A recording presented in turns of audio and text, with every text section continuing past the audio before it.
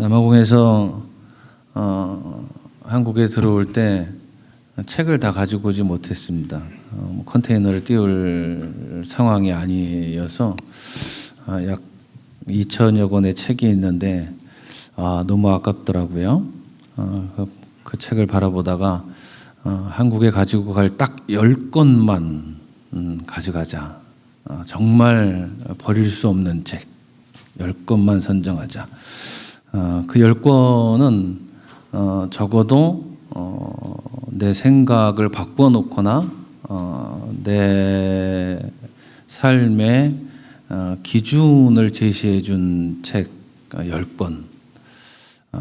그래 참 고민하다 이제 10권만 딱 뽑아서 가지고 왔습니다.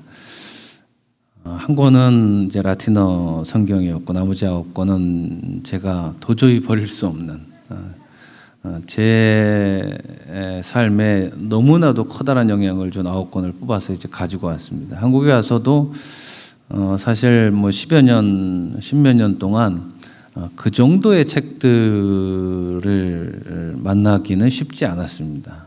고작 지금까지 수많은 책을 읽었는데 고작 3권, 4권 정도, 굳이 꼽으라면 4권 정도 제 생각을 바꾸어 놓을 만한 그런 책들은 많지 않았던 것 같습니다. 그 중에 한 권이 오늘 함께 나누고자 하는 책인데요. 책 제목은 이렇습니다. 사적이며 공적인 신앙. 저자는 영국 성공의 신자이자 평신도입니다.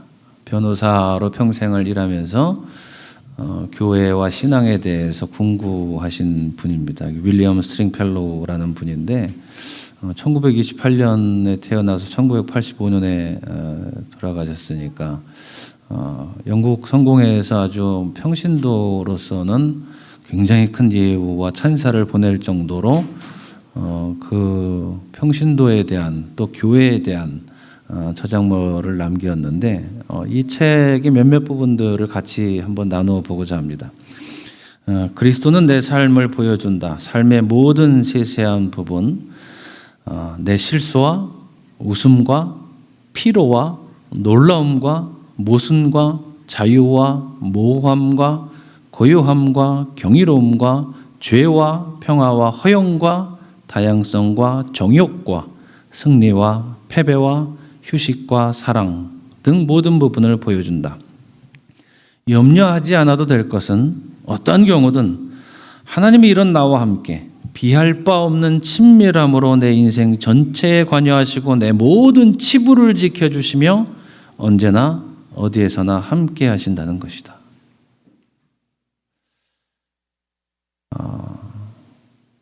그리스도를 바라보면 바라볼수록 인간이 어떠한지를 알 수가 있습니다. 그래서 우리는 종종 신이신 예수님 말고 인간이신 예수님을 바라볼 필요가 있습니다. 우리와 똑같은 삶의 기적을 가지고 계신 그분의 모습을 보면 우리의 삶의 여정 가운데 우리에게 닥쳐오는 것들을 어떻게 극복해낼 수 있는지 알게 되며 또 때로는 극복해내지 못하는 순간이 있다 할지라도 이 윌리엄 스트링펠로우 저자가 이야기하는 것처럼 언제나 어디서나 그분은 우리와 함께 하시고 그리고 우리를 위로하시고 우리를 세워주신다라고 하는 사실입니다. 또 다른 본문입니다. 내용입니다. 복음을 전하는 데 충실한 교회는 잘 들으십시오. 복음을 전하는 데 충실한 교회는 사람들이 하나님을 찾으러 오는 곳이 아니다. 오히려 교회는 우리들입니다. 이 예배당 아닙니다. 교회는 우리들입니다.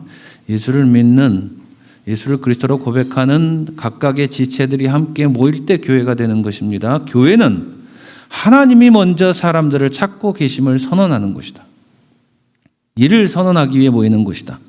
다른 어떤 종교와도 달리 교회는 이 세상에서 이 세상을 대신해 이 세상을 위해 우리와 함께 하시는 하나님을, 그분의 권능을, 그분의 말씀을, 그분의 활동을 찬미하기 위해 존재한다.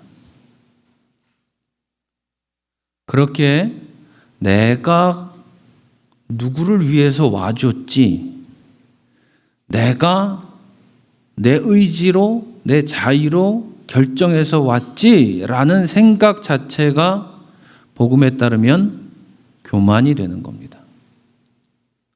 우리가 그런 생각들을 하기 전에 우리의 의지가 작용하고 우리의 이성이 작용하고 우리의 결단이 행해지기 이전에 하나님께서 우리를 선택하셨고 이 자리로 모이도록 초청하셨다는 사실을 인정하는 사람이야말로 하나님 나라의 자녀라는 것입니다.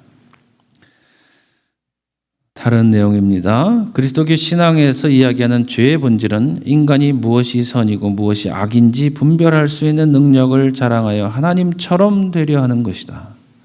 인간은 그러한 주제넘은 일을 멈추고 모든 비밀이 드러나고 하나님이 모든 인간의 모든 행위와 말을 심판하실 마지막 날을 기다려야 한다.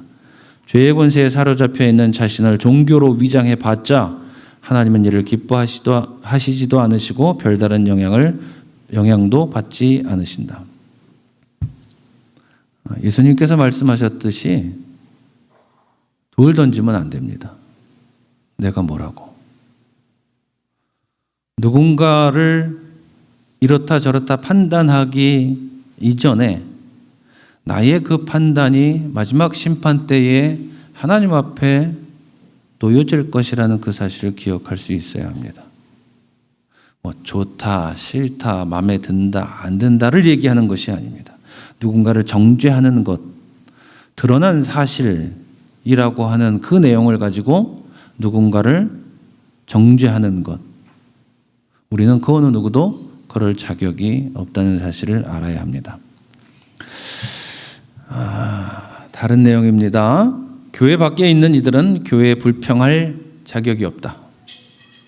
교회의 분열과 부패, 연약함이 얼마나 고통스러운지, 얼마나 커다란 짐인지를 알고 있는 것은 교회 안에 있는 이들뿐이다.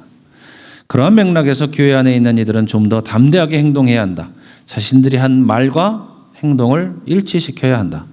주저하거나 겁을 내 상황을 더 나쁘게 몰고 가는 일이 있어서는 안 된다. 전적으로 동의합니다만은 저는 사실 한동안 밖에 있는 사람들이 제발 교회를 향하여 돌을 던져주기를 바랬습니다. 왜? 안 바뀌니까. 안주하고 있으니까. 그래서 좋은 줄 아니까. 아무런 문제가 없다고 판단하고 살고 있으니까. 그러니 밖에 있는 사람들이라도 돌을 던져줘야 좀 기분이 나빠서라도 자기를 들여다보지 않을까라는 생각을 가지고 있었습니다. 그 생각은 아직도 유효합니다. 욕을 먹을 부분은 욕을 먹어야 되고 잘못하는 부분은 지적당해야 한다고 생각합니다. 왜 복음에 초점을 맞추고 영혼 구원에 초점을 맞추던 사람들이 왜 성공에 집착하고 왜 편안한 삶에 집착하게 되었을까? 우리 한국교회가 그러지 않았지 않습니까? 희생하고 헌신하고 영혼을 구원하기 위해서 뜨겁게 눈물 흘리면서 기도하고 밤마다 나와서 예배당에 앉아서 그 추운 겨울날도 남편을 위해서, 아내를 위해서, 자녀를 위해서 눈물 흘리며 기도하던 그 모습은 이제 어디 갔습니까? 그 모습 다 어디 가고 하나님 앞에서 맨날 나와서 한다는 얘기가 하나님 성공시켜 주세요. 하나님 편안하게 살게 해주세요. 하나님 자식들 잘 되게 해주세요. 이게 뭐가 다른가요, 불교와?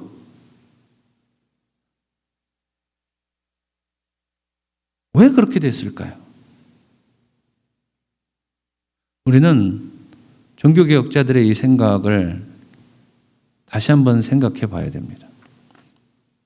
종교개혁자들은 교회는 항상 개혁되어져야만 한다라고 이야기했습니다. 이 말은 무엇이냐면 우리가 지금 옳다고 믿는 것, 옳다고 행하는 것들이 정말 하나님 보시기에 옳은지를 끊임없이 자기 점검을 해서 그 복음을 새롭게 하고 우리의 삶을 새롭게 만들라는 요청이었습니다. 그것이 개신교의 가장 핵심적인 내용 가운데 하나인데 왜 우리는 그저 기복 종교를 믿는 사람들처럼 가서 돈이나 갖다 바치고 가서 몇천 배 절이나 하면 그러면 다 되는 것처럼 왜 그렇게 살고 있을까요? 교회는 우리 주 예수 그리스도께 초점을 맞춰야 되고 그분이 말씀하신 지상 명령에 초점을 맞춰야 됩니다. 어떻게 하면 한 영혼이라도 구원할 수 있을까에 대해서 관심을 기울여야지 뭐 이런 행사를 하네, 뭐 이렇네, 교회가 예배당이 멋있네, 이건 다 지엽적인 겁니다. 중요하지 않습니다. 정작 중요한 것에 집중하는 하나님 나라의 자녀가 되는 것이 우리의 사명임을 우리가 깨달아야 한다는 것입니다. 제가 머리를 띵 했던 내용이 있습니다. 이것입니다. 예언자의 역할을 감당하는 이는 성직자나 설교자가 아니라 평신도다. 예언자의 역할을 감당하는 이는 성직자나 설교자가 아니라 평신도다. 예언자의 소명을 받은 이로서 평신도의 임무는 세상에서 하나님의 말씀을 대표하고 드러내는 것. 특히 교만하게도 하나님의 말씀을 거스르고 무시하는 세상과 그 현실에 맞서는 것이다. 교회가 세상에 물들었을 때 이에 맞서 하나님의 말씀을 선언하고 전하는 것 역시 평신도의 몫이다. 저는 오랜 시간 동안 이 책을 만나기 이전까지 저의 정체성에 대해서 이렇게 생각을 했습니다. 목사는 제사장의 정체성을 가지고 있지는 않지만 제사장의 역할을 해야 되는 사람이고, 예언자의 정체성을 가지고 있지는 않지만 예언자의 역할을 감당해야 되는 것이 목사이다. 그래서 항상 교회 안으로 들어오는 모든 영혼들에게는 제사장의 역할을 감당하고 교회 밖 세상을 향해서는 예언자의 역할을 감당해야 된다. 구약에 나와 있는 것처럼 하나님 말씀에 어긋나는 것이라면 당당하게 맞서서 이야기해야 된다. 그 어느 누구라도, 그 어떤 권력이라도 잘못된 것이라면 잘못되었다라고 이야기할 수 있는 것이 목사여야 한다라고 생각을 하고 살았습니다. 그런데 수년 전에 이 내용을 읽으면서 머리를 띵 쳤습니다. 오랜 시간 곰곰이 생각했고 그리고 동의하게 되었습니다. 그저 주일날 한번 교회나 왔다 갔다 하는 사람들을 만들어내기 위해서 교회가 존재하는 것 아닙니다. 그저 또 다른 대한 조직으로 향후에 있고 무슨 동호회 있고 그렇듯이 하나의 종교 조직으로 다른 일반적인 종교들처럼 자신의 삶의 한 부분을 차지하는 그런 역할을 하면 된다고 성경은 가르치지 않습니다. 성경은 분명하게 말하기를 하나님께서 우리를 선택하여 주셨고 우리를 부르셨고 그리고 교회를 통하여 세임을 얻고 세상에 나가서 하나님의 말씀을 드러내며 살 것을 요구한다고 하는 것입니다. 우리 교회 비전 저 위에 뭐죠? 예? 예. 저 표현이 이 책을 읽다가 제가 깨닫게 된 내용입니다.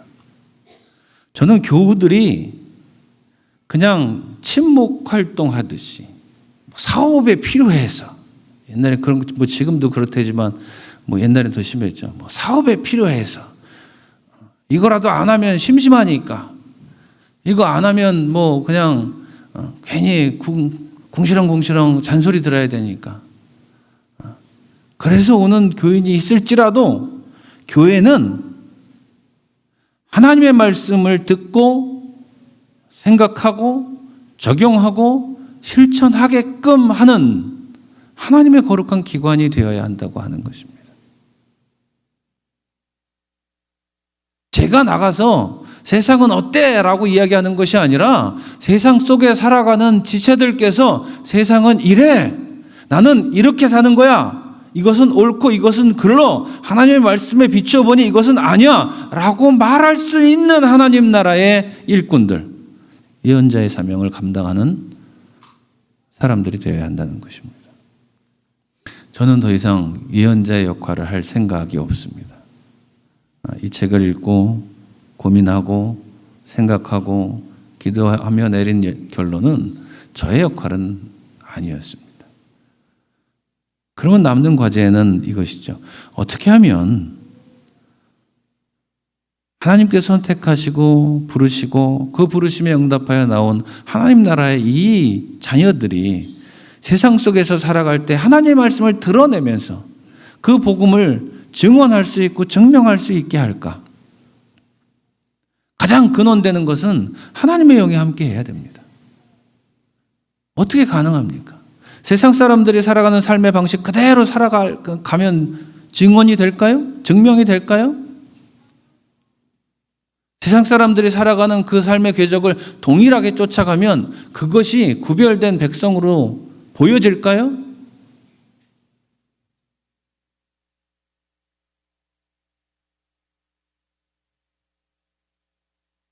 지난 금요일 날 밤에 제가 금요일 날 밤에 종종 길거리를 배회합니다.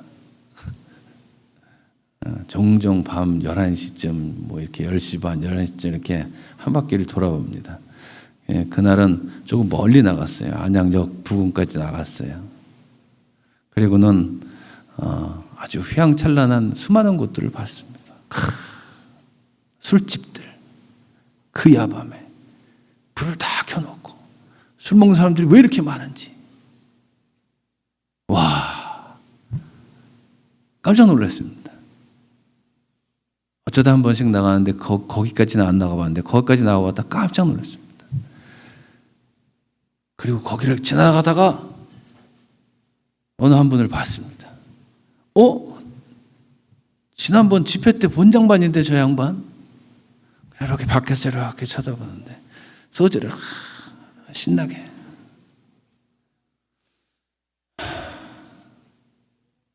씁쓸하더군요. 저는 술 먹는 것 같고 뭐라 그러지는 않습니다.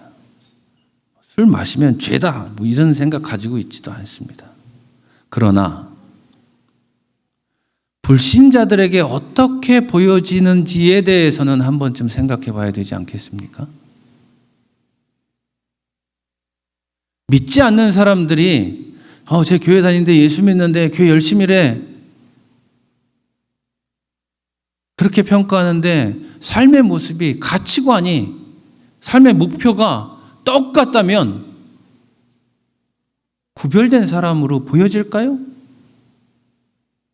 삶의 위기의 순간에 삶의 고통의 순간에 그 사람의 말을 들을까요?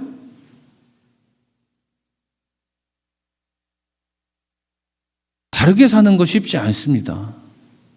하나님의 영이 우리와 함께 하지 않으면 절대로 다르게 살기 어렵습니다. 그냥 같이 살면 편하죠. 같은 생각하고 같은 말하고 같은 행동하고 같은 목적을 가지고 살아가면 그것만큼 세상 편한 게 없습니다. 어디 있습니까? 그런데 다르게 사는 건 힘듭니다. 구지람 들어야 되고요. 잔소리 들어야 되고요. 핀잔 들어야 되고요. 제 친구 목사님은 한 달에 한 번 이상 저를 핀잔합니다. 에이, 네가 그렇지. 그게 너지.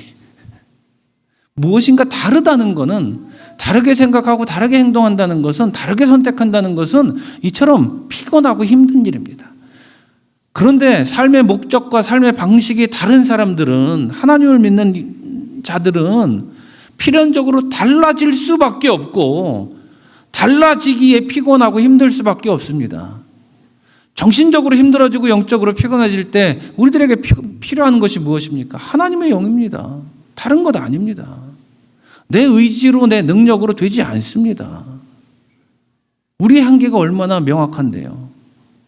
그래서 하나님의 영이 필요한 겁니다. 예레미야는 이렇게 대답하죠. 못 가요. 나 못 가요. 두 가지 이유를 대죠. 하나님, 첫째로 나 말 못하고요. 둘째로 나 너무 어려요. 이 말은 나 연약해서 못 가요. 이런 뜻이에요. 당연하죠. 지금 하나님께서 무리한 요구를 하고 계신 거예요.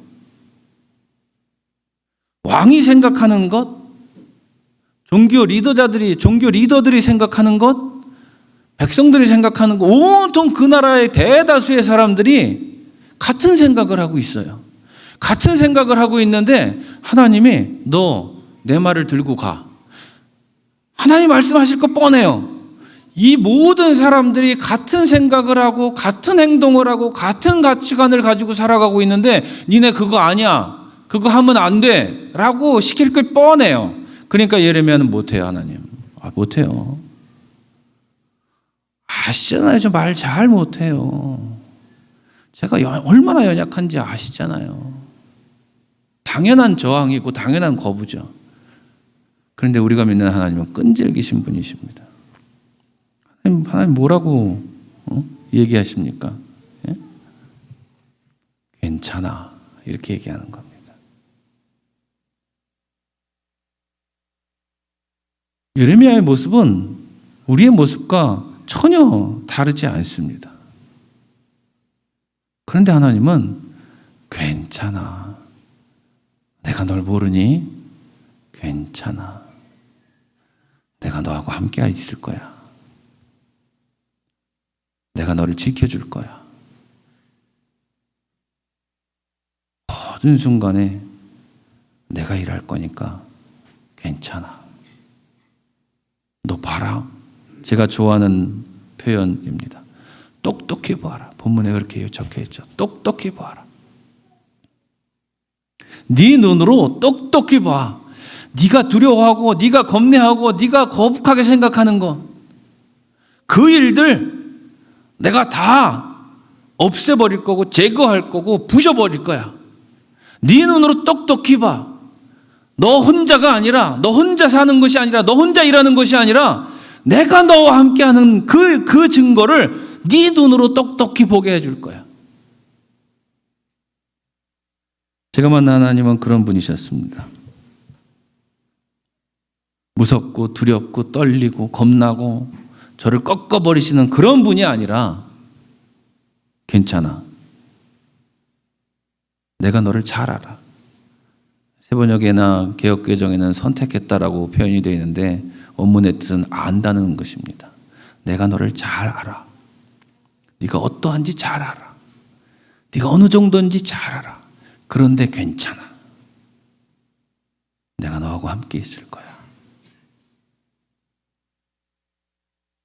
입술에 손을 대시는 그 하나님.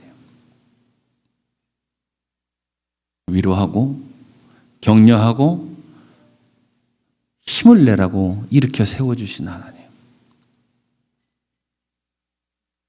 종종 무너지고 쓰러져도 괜찮아. 내가 너와 함께 할 거야. 지체들께서는 어떤 하나님을 만나보셨습니까? 또 어떤 하나님을 만나고 계십니까?